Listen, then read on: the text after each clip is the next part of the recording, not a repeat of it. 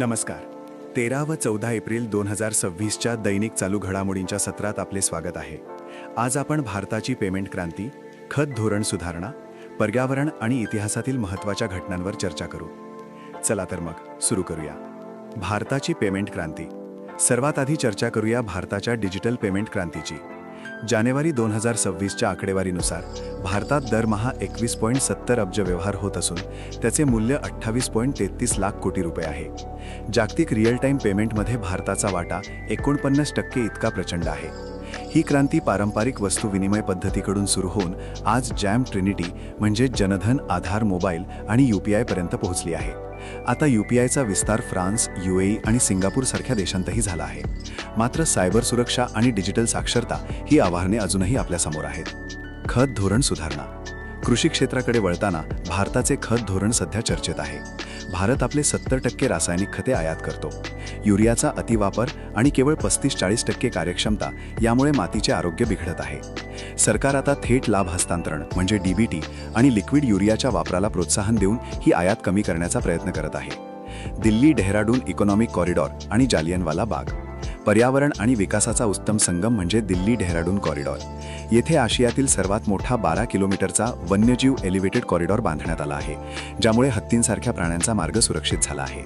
इतिहासाचा विचार केला तर आज जालियनवाला बाग हत्याकांडाचा 107वा स्मृतिदिन आहे.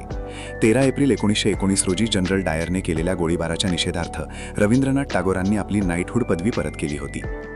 किटुडा औषध आणि गंगेतील डॉल्फिन.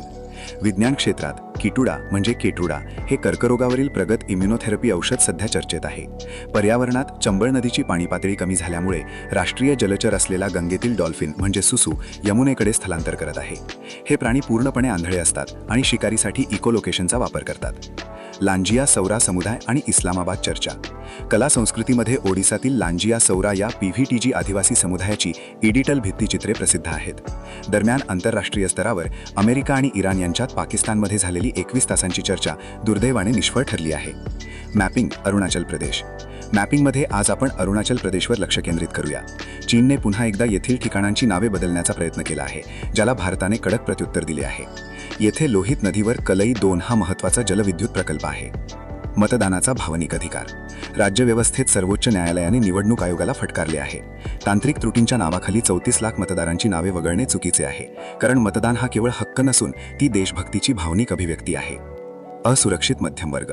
सामाजिक मुद्द्यांमध्ये जागतिक बँकेच्या अहवालानुसार भारताचा एक मोठा वर्ग गरिबीतून बाहेर पडला असला तरी तो अजूनही असुरक्षित झोनमध्ये आहे. बेरोजगारी आणि बचतीतील घट ही याची मुख्य कारणे आहेत. जापानी शब्द कोमोरेबीप्रमाणे जे झाडांतून झिरपणाऱ्या सूर्यप्रकाशाचे वर्णन करते, आपल्याला या वर्गासाठी शाश्वत उपाय शोधणे गरजेचे आहे. डॉक्टर आंबेडकर आणि स्टार्टअप फंड.